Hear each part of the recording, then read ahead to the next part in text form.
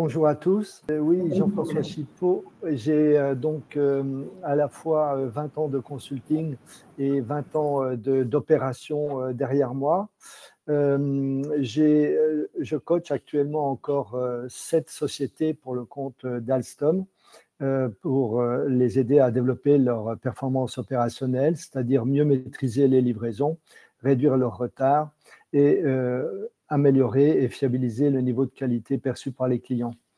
Je délivre des formations APIX depuis 2015.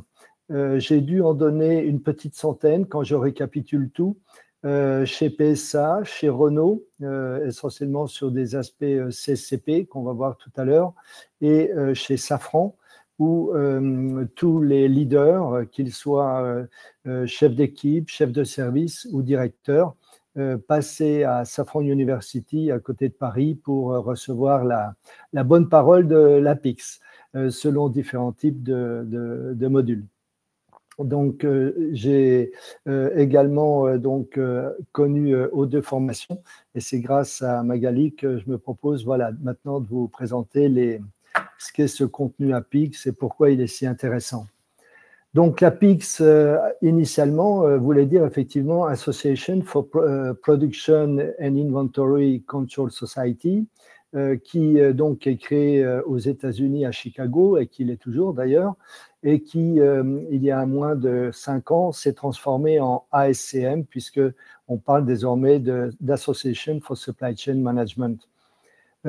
Effectivement, l'APIX est connue et reconnue pour diffuser les meilleures pratiques en supply chain management. J'en ai eu la preuve puisque, ayant moi-même eu besoin de suivre cette formation CPIM, je l'ai utilisée dans toutes mes actions de consulting, dans tout ce qui est manufacturier et distribution.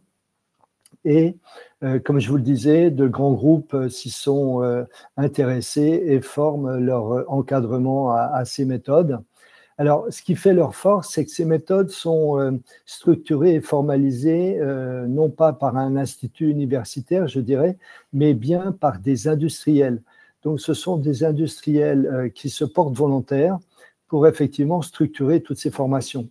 Là, vous avez, en France, je vous ai mis quelques exemples de sociétés qui sont adhérentes de l'APIX et qui forment tous leurs collaborateurs à ces méthodes. Et puis, en dessous, vous avez l'extraction d'un certain nombre d'autres entreprises avec leur logo. Voilà. Alors, ce qui fait la force de l'APIX, c'est qu'elle répond justement à ces enjeux de la supply chain qui, on peut dire, sont même actuels et aussi à venir dans leur développement. Le premier thème sur la complexité, il n'est pas utile de rappeler que le mur de l'Est en Europe s'est effondré dans les années 90, que la Chine s'est complètement développée et que par ailleurs aussi Internet a permis, grâce aussi aux conteneurs, le conteneur maritime, toutes ces choses tant ont permis par leur réduction de problèmes politiques qui donc ont ouvert les accès à ces pays autrefois séparés de notre monde occidental, eh bien, ont permis de développer le commerce. Donc maintenant, c'est un lieu commun que de dire que tout ceci est totalement globalisé ou mondialisé. Le deuxième aspect, c'est la volatilité de la demande. Il faut reconnaître qu'il y a différents types de crises, aussi bien comme le Covid qui nous a encore frappés, ou les crises politiques, le terrorisme, les cyberattaques. Tout ceci fait que évidemment, ça ne simplifie pas, loin s'en faut, la supply chain. Et la volatilité de la demande, il suffit de voir tout ce qui se passe au niveau, ne serait-ce que par exemple la mode, pour se rendre compte qu'il y a une formidable réduction des cycles dans la durée d'utilisation d'un produit. Et donc, tout ceci accélère évidemment les renouvellements, le mix produit et complexifie la supply chain. Le troisième thème sur la digitalisation. Plus personne maintenant ne veut être ignorant de savoir où est une commande, à commencer par nous si nous l'achetons sur Internet. Et donc, ça a obligé les offreurs de solutions à mettre en place tout un ensemble de choses, des capteurs comme le IoT, qui veut dire Internet of Things, qui sont donc l'Internet des objets, comme des petits capteurs de température, de pression, d'humidité, et bien sûr aussi de positionnement pour savoir où votre caisse ou conteneur se situe sur les océans, sur les routes ou sur les trains.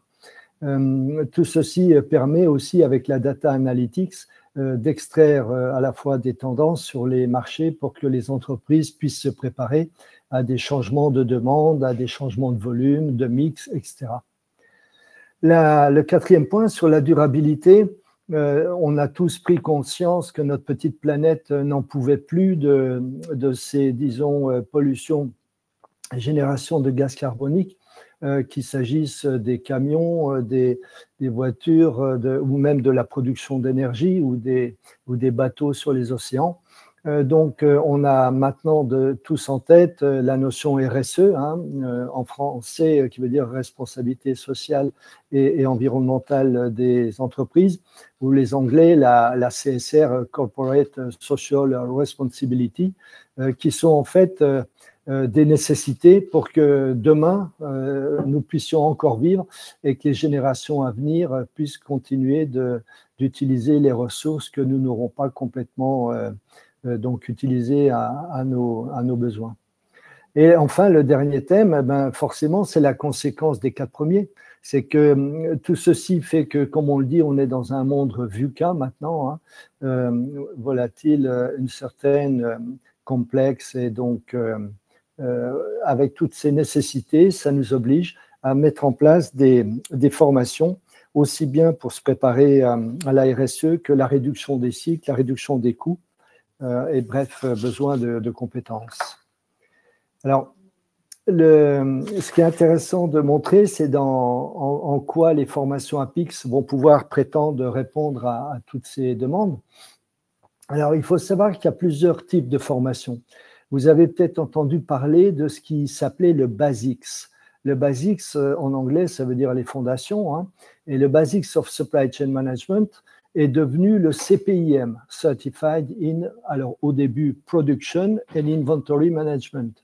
Il est depuis quelques années devenu Certified in Planning and Inventory Management.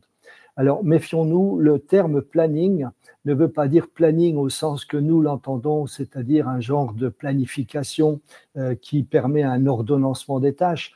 Pas du tout. Le planning pour les Anglais, c'est ce qui s'appelle d'ailleurs le plan du Plan Do Check Act de la roue de Deming, c'est-à-dire prendre en compte une problématique, l'analyser, en trouver les solutions et prévoir leur mise en œuvre jusqu'à ce qu'elles démontrent leur adéquation.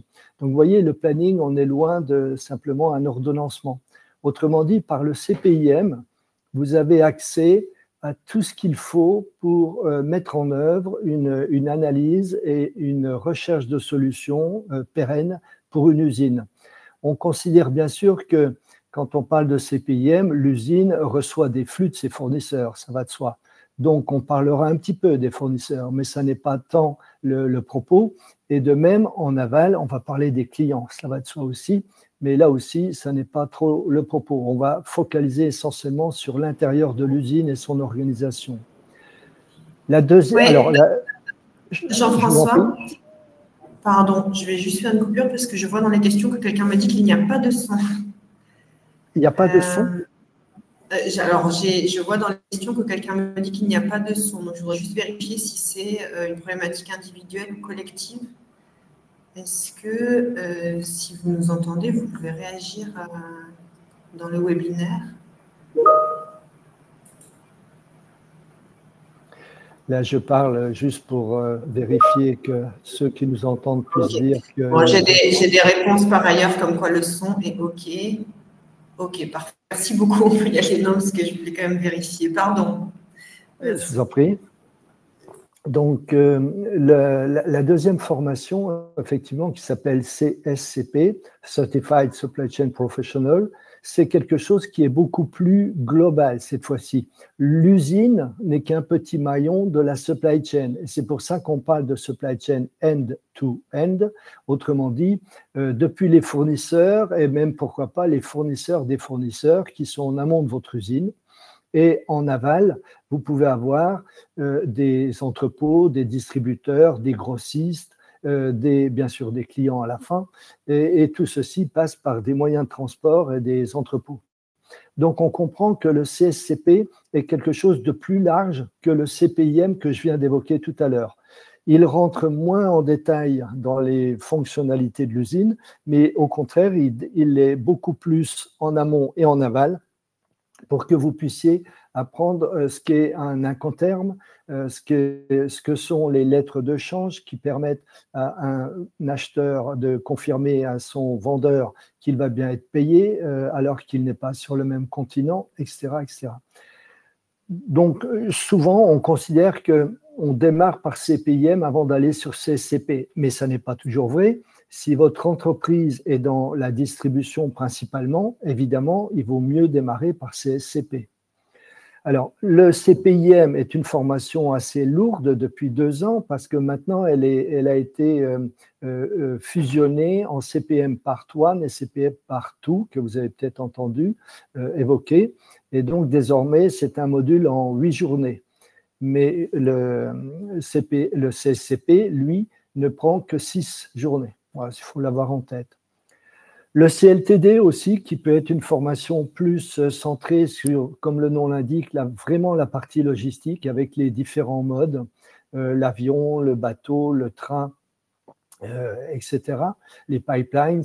Et qu'est-ce qu'un nœud de supply chain, en quoi c'est intéressant, comment on peut converger vers une plateforme avant de repartir directement vers sa destination finale après avoir pris des colis qui venaient d'ailleurs. Bref, c'est tout l'enjeu de la minimisation du coût pour atteindre ses clients et dans un minimum de temps et aussi sous respect de la qualité, parce que plus vous aurez d'intermédiaires entre votre usine et votre client, plus il y aura de chocs sur les colis, de reprise en main, etc. Donc, c'est toutes ces choses-là qui sont vues au travers de la CLTD. Et ensuite, vous avez les certificates. Et donc, il y en a plusieurs, comme ceux que je vous ai cités. Le planning, certificate planning, c'est une formation en 20 heures, comme toutes les autres certificates, 20 heures en e-learning. Mais pour les avoir fait moi-même, je peux vous assurer que il ne faut pas prétendre être totalement autonome. C'est une bonne approche que de faire le e-learning en 20 heures, mais après, vous aurez besoin d'un soutien complémentaire pour expliquer certaines choses et les mettre en perspective.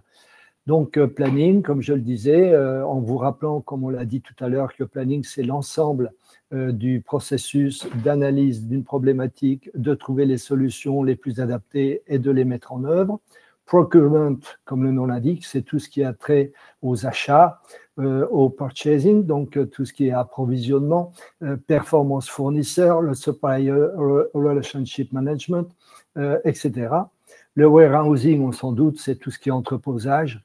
Et le SRM, typiquement dédié sur le SRM, Supplier Relationship Management,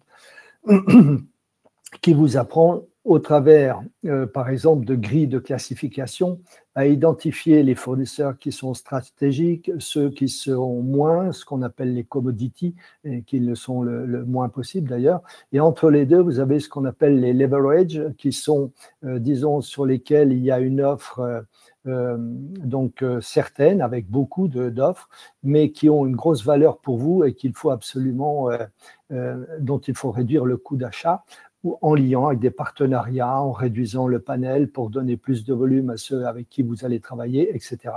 Et puis la dernière catégorie, les bottlenecks, qui sont, eux, à faible valeur pour vous, mais qui malheureusement sont dans une supply chain tendue et dont il faut se méfier parce que des petits boulons qui manquent, ça peut être quelque chose qui empêche le gros produit fini de partir. Donc, néanmoins, on peut réserver ou des capacités ou prendre des accords avec ces fournisseurs-là. Donc, ces 4 certificats sont très intéressants pour débuter. Et si vous vouliez démarrer par une formation, c'est peut-être par celle-là avant d'attaquer le CPIM, qui prend 8 jours d'un coup. Voilà, je vous laisse seul juge de trouver votre petit cheminement et puis je suis à votre disposition si vous vouliez plus de détails sur ces formations, puisque avec Magali, j'ai préparé une petite présentation de tous ces modules CPIM, CCP et Certificates. Bon, les caractéristiques des formations, comme je vous l'ai dit tout à l'heure, grâce au travail des volontaires, elles sont remises à jour régulièrement, ce qui permet de les actualiser, de les enrichir des retours d'expérience, parce que une proposition de concept ou d'outils ou de séquences méthodologiques ne vaut que si elle a fait sa preuve sur le terrain, qu'elle est vraiment pertinente, qu'elle n'est pas trop chronophage, qu'elle rapporte plus qu'elle ne coûte, etc. Et si, au contraire, c'est une expérience malheureuse, ben, il ne faut pas la considérer comme telle, on va simplement considérer que c'est un retour d'expérience positif qui va nous permettre soit de l'éliminer totalement si on ne peut pas l'améliorer, ou simplement de l'améliorer. Reconnaissance internationale, je vous l'ai dit, il y a même eu des interventions dans LinkedIn dernièrement où il était reconnu que pour devenir CEO, PDG d'une entreprise, il fallait être diplômé du Supply Chain Management. Donc, ça m'a fait bien plaisir quand j'ai vu ça, parce qu'en France, on sait que 30% des entreprises du CAC 40 en France sont détenues par des polytechniciens. Donc ça, c'est un fait. Mais ce qui fait plaisir à lire, c'est qu'effectivement, ceux qui ont des formations en supply chain management peuvent en tout cas prétendre atteindre des hauts niveaux de responsabilité et que c'est surtout demandé, effectivement. Très bien, je vais passer à la page suivante pour évoquer quels avantages vous pouvez en retirer avant que nous parlions des avantages pour l'entreprise, sur le slide suivant. Pour le participant, c'est une évidence.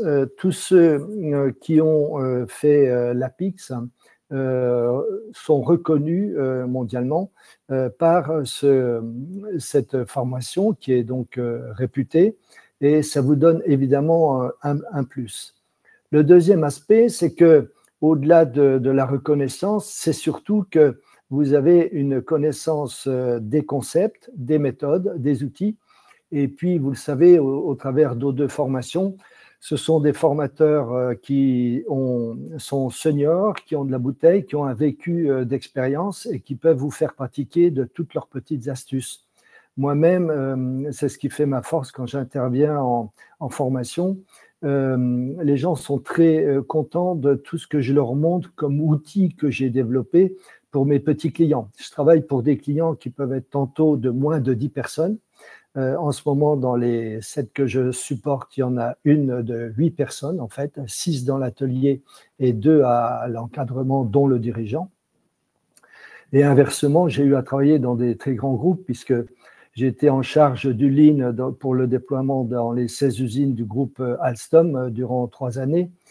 J'ai fait 40 fois le tour de la Terre en 3 ans pour eux, de Katowice en Pologne à Sao Paulo au Brésil, où je dispensais les bonnes pratiques en Lean et Supply Chain Management dans 2 usines par semaine, 2 jours à chaque fois.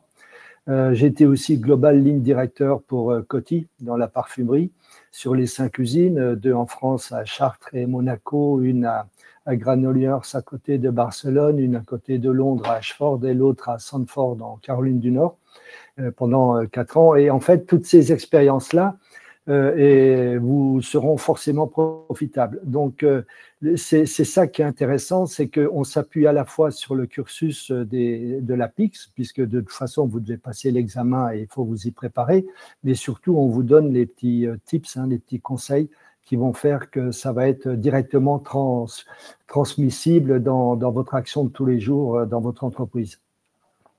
Le troisième bullet, pour sans doute, avec tout ce que je viens de dire, votre CV est forcément valorisé. Les avantages salariaux, ce n'est pas inutile de le rappeler.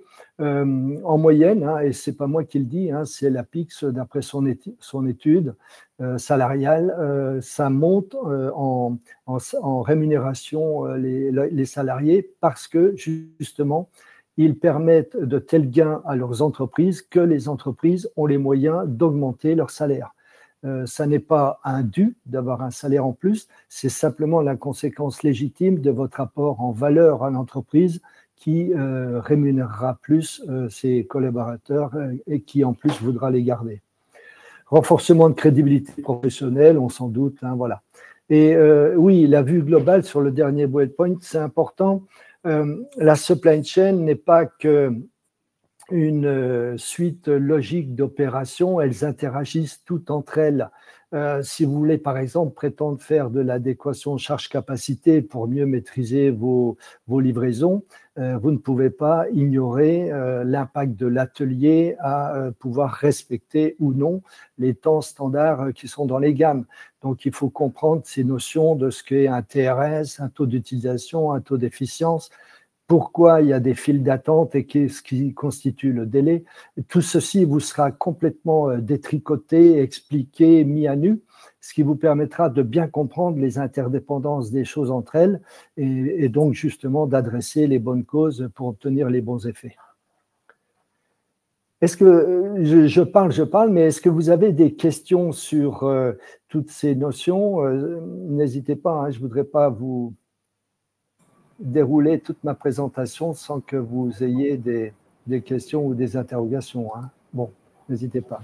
Oui, je rappelle que vous pouvez mettre vos questions par écrit sur le bouton questions en bas à droite. Si vous voulez poster une question, on pourra y répondre effectivement au fur et à mesure ou à la fin de la présentation.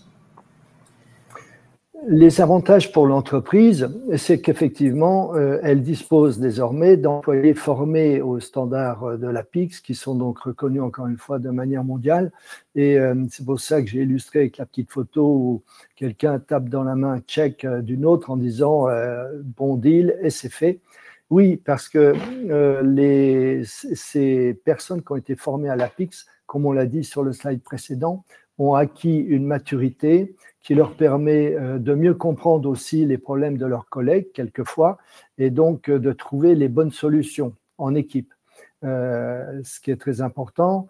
Ensuite, le deuxième bullet point, souvent on parle de coûts, mais il n'y a pas que les coûts, il y a aussi le troisième point qui est mentionné sur cette page, qui sont que le client attend non seulement un coût qui lui permet un prix d'achat intéressant, mais aussi une fiabilité de livraison pour que sa propre supply chain ne soit pas perturbée. Et un autre aspect aussi intéressant, c'est comment on peut réduire les délais. Le délai qui court entre une commande d'un client, quel qu'il soit, et donc le moment où il reçoit ce produit qu'il souhaitait. Ça fait partie des 3 V de la supply chain, hein, c'est augmenter la visibilité, augmenter la vélocité, c'est-à-dire réduire les délais, et le troisième V, c'est réduire la variabilité, qui est un vrai poison pour nous tous, puisque la variabilité, comme le nom l'indique, c'est un écart entre quelque chose qui est prévu et la réalité qu'il faut adresser. Meilleure anticipation et gestion des risques, évidemment, on ne peut pas prétendre gérer tout ce qui est flux, qu'il soit d'information ou de matériel, au sens composant puis produit, sans prendre en compte les risques. Et ça peut être des risques aussi bien de cyberattaque, de panne de serveur pour tout ce qui est information, mais pour les aspects physiques, ça peut être une tempête de neige, ça peut être un conteneur qui chavire au port à l'embarquement ou encore pire, un navire qui coule, etc. etc. Donc, les risques géopolitiques, hein, puisque vous avez vu dernièrement que sur la côte du Yémen, il y a eu donc malheureusement des attaques terroristes qui ont obligé les bateaux à se dérouter, etc. Donc tout ceci est intégré dans les formations APIX et donc profite directement à l'entreprise. La fidélisation et la motivation des talents, c'est important parce que non seulement la personne reçoit une formation donc par le biais de son entreprise, donc c'est un attachement certain, mais surtout ça vous permet de vous épanouir dans la mesure où vous avez toutes les manettes, tous les leviers pour mieux comprendre, par exemple, le pourquoi d'une réaction d'un collègue qui est dans un autre service, parce que vous comprenez ce qui se passe avec les formations de l'APIX. comme je vous l'expliquais tout à l'heure de manière illustrée, entre la production qui peut avoir des écarts de temps passé par rapport au temps alloué, qui sont définis par un autre service qui sont les méthodes, et puis tout ceci est utilisé par la planification pour mettre en place des charges que représentent les gammes dans l'atelier. Donc on voit bien que ces trois acteurs-là, s'ils ne savent pas comprendre cette interaction des données sur les résultats, sont comme des aveugles. Et en fait, avec l'APIX, on vous donne les lunettes pour y voir clair. Donc ça, c'est important. Souvent, les gens sont très heureux en tant que supply chain manager ou chef d'équipe, simplement d'une partie de la supply chain, d'apprendre ces concepts parce que ça leur donne les clés de compréhension de la performance globale. Voilà. Et puis, effectivement, en dernier point, pour l'entreprise, ce qui est intéressant, c'est que ces employés peuvent tout à fait suivre un chemin de carrière plus rapide que d'autres, parce qu'ils seront, par cette compréhension globale des flux de l'entreprise, qu'ils soient d'information ou physique, plus matures pour être titulaires de fonctions importantes de direction. Voilà. Alors, sur les témoignages, évidemment, avec toutes les formations que j'ai données, j'en ai tout un catalogue. Bon, ce qui est important de remarquer et que j'ai prélevé, c'est que, voilà, typiquement, il y en a un qui, officiellement, m'a dit, eh bien, c'était la condition, disons, sine qua non, malgré tous mes mérites, pour que je puisse prendre mon poste de responsable supply chain. Cette personne donc a réussi son examen.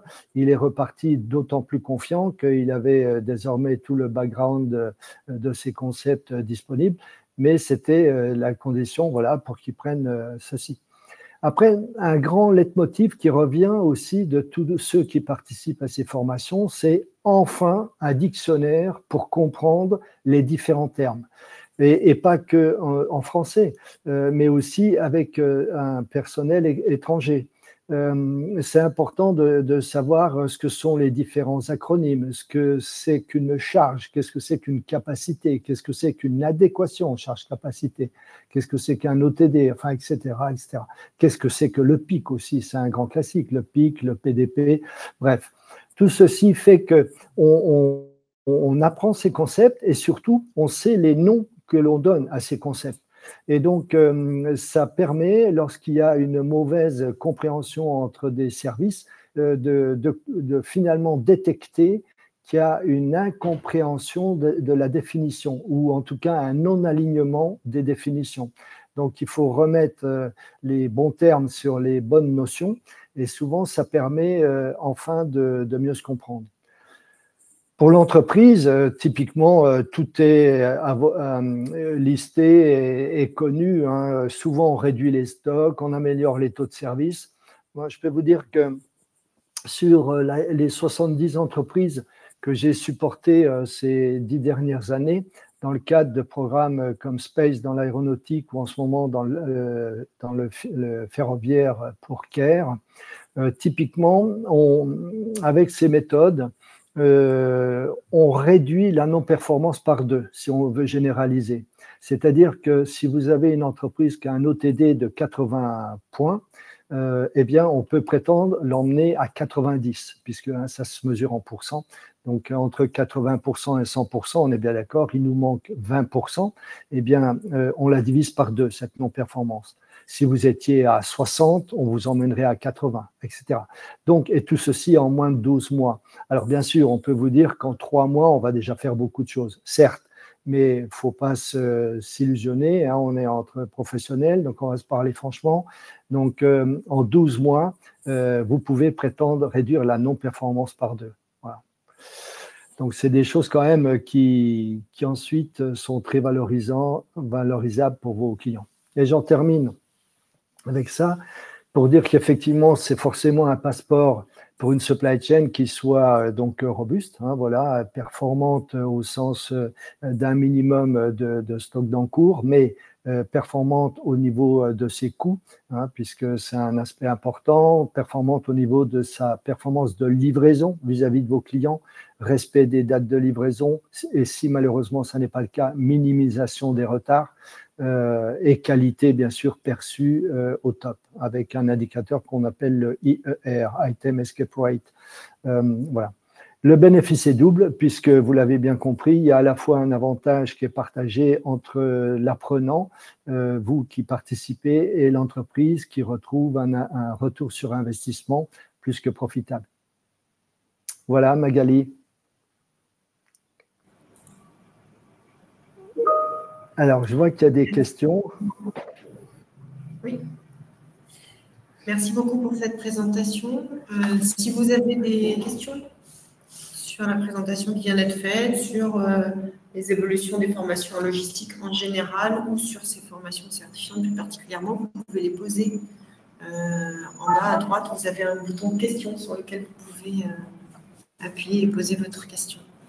Voilà, qu'on va relayer.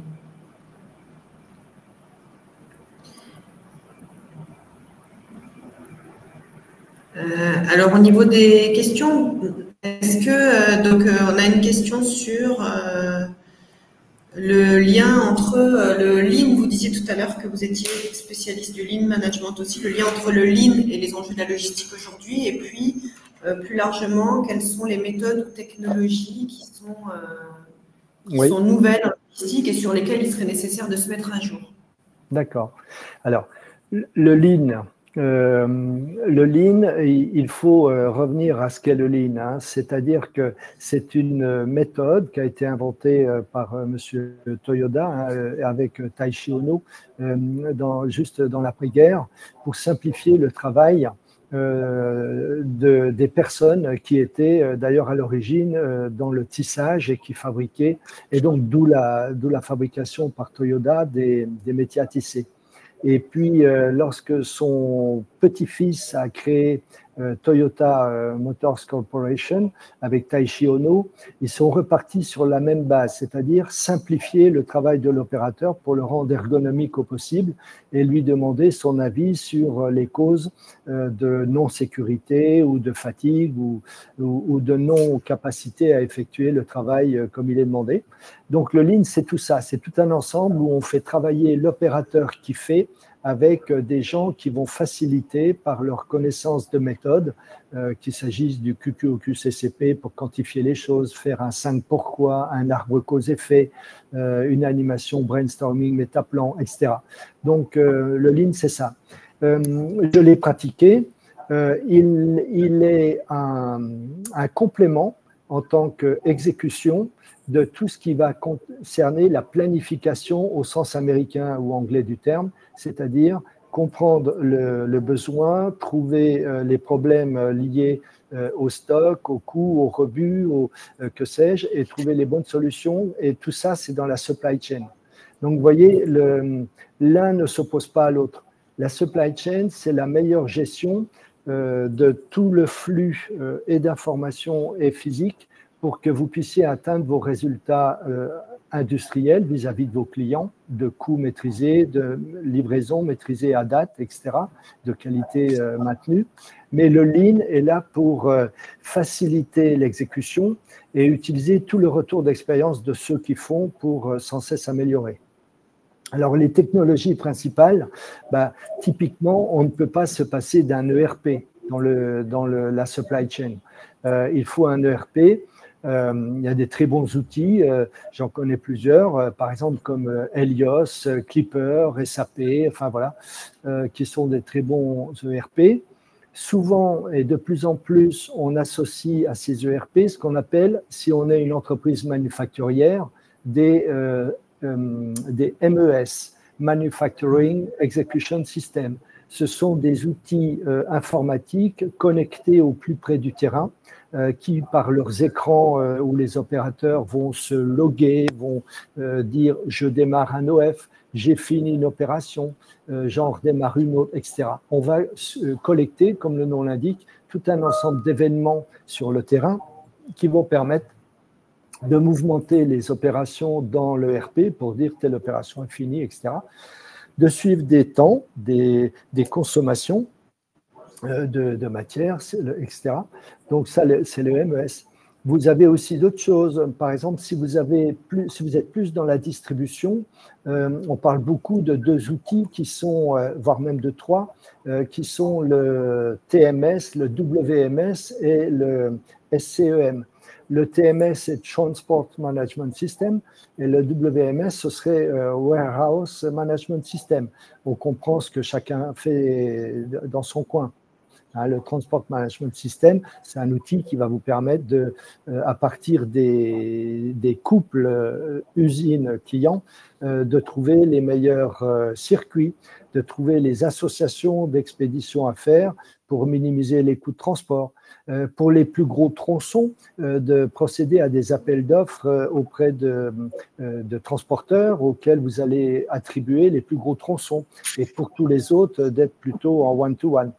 Le WMS, Warehouse Management System, c'est un outil qui peut, par sa liste de picking list, de vous permettre de préparer une séquence de picking par des opérateurs à pied qui vont minimiser leur trajet parcouru, ou alors d'organiser par vague les pickings, parce qu'on sait qu'à 10 heures, il y a les express qui partent, à midi, ce sont vers telle destination, ou à 15 heures, c'est FedEx qui passe, etc., etc.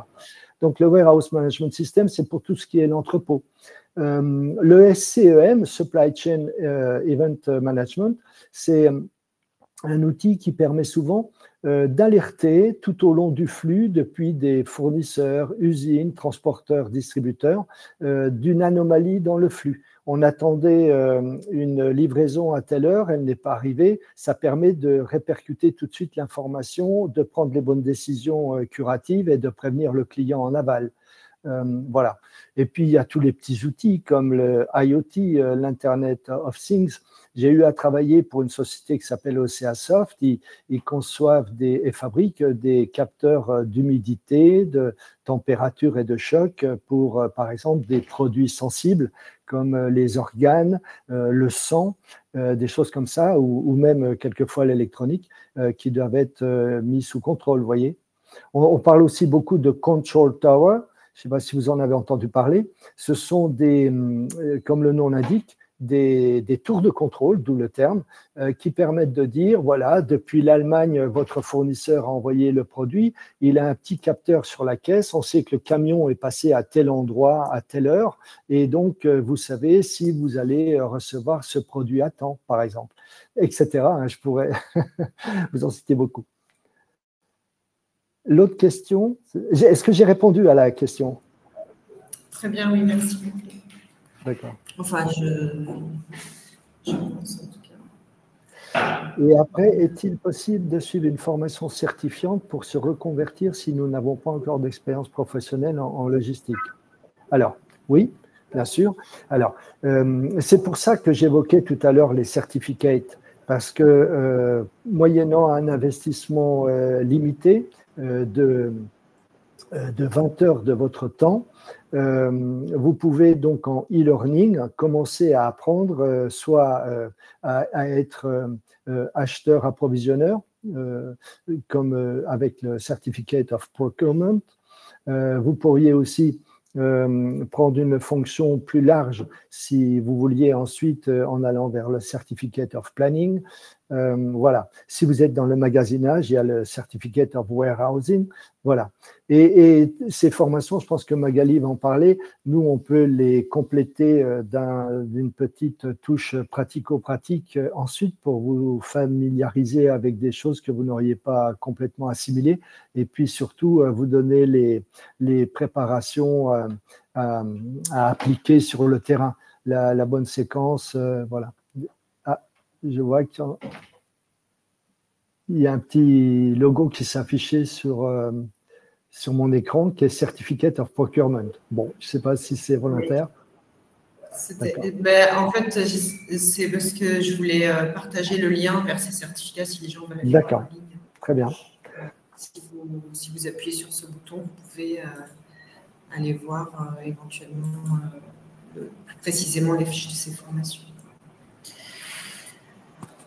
Oui, effectivement, pour compléter, donc ces certificats, nous on les propose aujourd'hui sur 2 jours, d'accord. En formation en live, c'est vrai qu'ils sont accessibles en e-learning, mais c'est vrai que si l'idée c'est quand même d'arriver à faire le transfert de ces compétences en présentiel, enfin en situation professionnelle, c'est bien d'avoir des sessions live aussi, soit en virtuel, soit en présentiel, et donc on les propose en 2 jours. Donc c'est l'équivalent du contenu e-learning, mais avec un accompagnement formateur. Et donc voilà, vous pouvez suivre ces formations. Effectivement, si vous avez un niveau initial, vous commencez plutôt par les certificats. On l'a dit. Hein. Si vous avez un niveau plus avancé, ben, vous pouvez aller vers les certifications. Voilà, on a une demande sur le coût des certifications. Alors, je vais vous partager aussi, si ça fonctionne, du coup, le lien vers la certification CEPIM dont on a parlé, par exemple. Qui est la plus coûteuse aujourd'hui parce que c'est la plus longue, mais qui est la plus demandée au niveau mondial. Alors, je vous partage le lien. Hop. Voilà.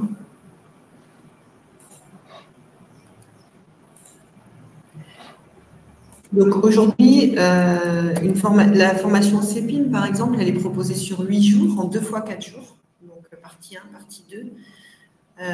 En virtuel, pour l'instant, tout simplement pour des raisons de coût, parce que ça reste des formations qui sont assez coûteuses pour l'instant. Aujourd'hui, elle est à 2 990 000 francs, sachant que c'est un coût qui petit à petit va pouvoir évoluer. Voilà, quand elle sera délivrée de manière régulière et localisée.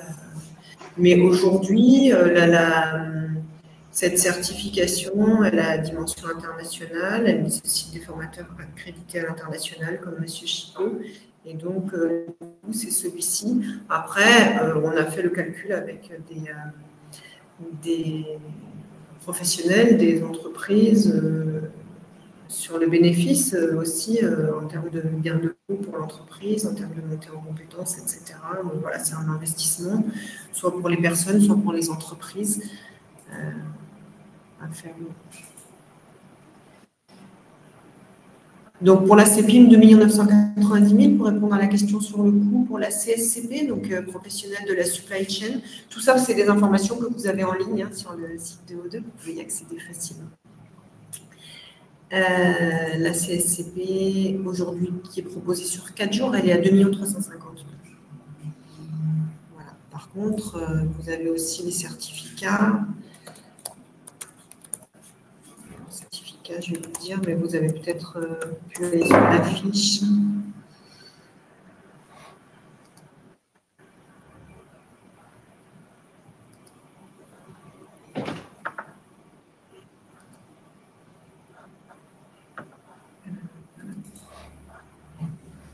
« 890 000 pour les 2 jours, pour le certificat. » Voilà pour le...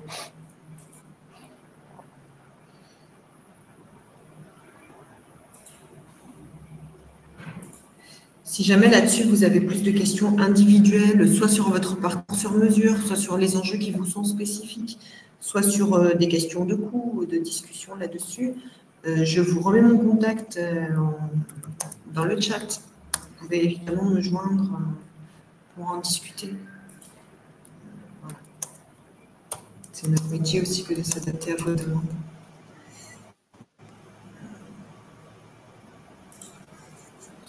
Voilà, je ne sais pas s'il y a d'autres questions.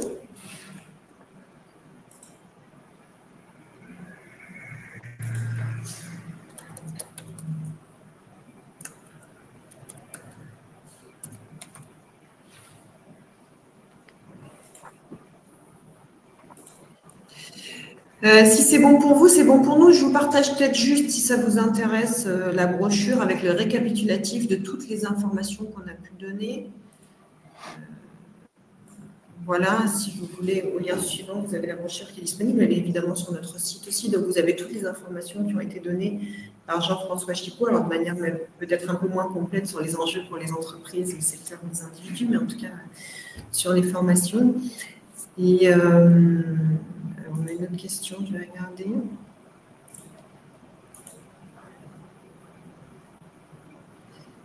Alors, on a une question sur les modalités de la formation. Sur les modalités, je suppose que la question c'est est-ce que c'est virtuel, présentiel, sur mesure, standard? Alors, je vais répondre en ce sens, puis vous me direz si ça répond à la question.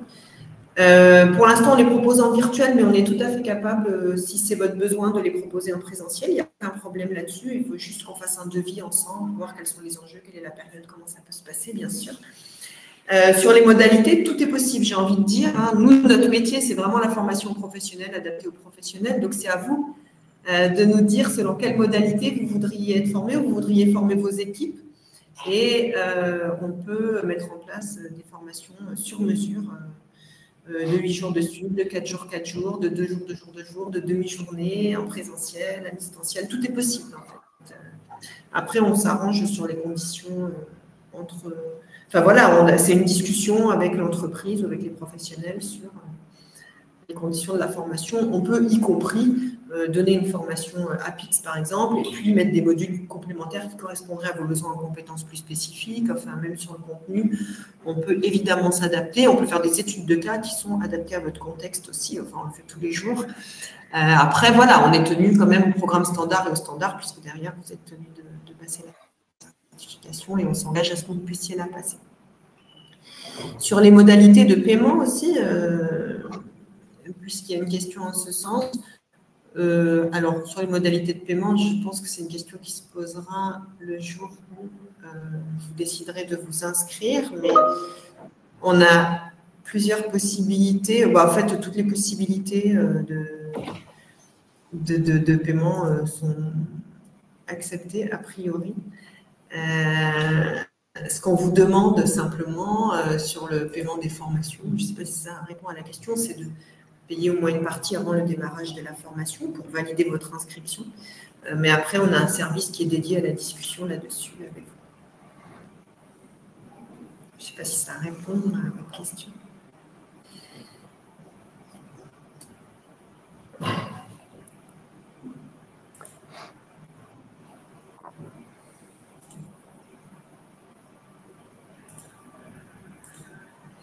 Alors, peut-être la seule information qu'on n'a pas donnée encore, c'est sur les prochaines sessions qui sont planifiées, puisque vous en avez déjà qui sont planifiées, si vous avez envie de regarder en termes d'organisation, au cas où ça vous intéresse. Donc, je vous partage le lien vers le calendrier, que vous pouvez également trouver en ligne, bien sûr. Voilà. Si vous voulez accéder directement au calendrier des formations, vous avez des sessions qui sont planifiées dès septembre-octobre, voilà, dès les semaines qui viennent, sur ces certifications. Voilà. Je pense que c'est bon pour nous. On est arrivé au terme de l'heure qu'on avait dédiée à ce sujet. Merci beaucoup d'avoir été présents et nombreux à ce webinaire.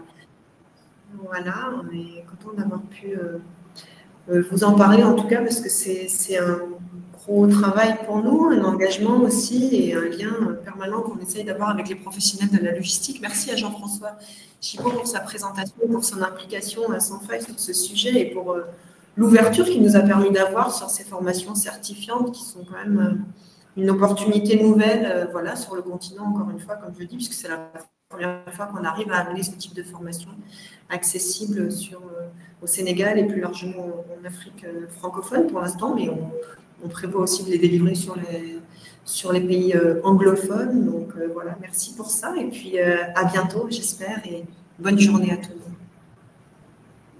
Au revoir. Au revoir.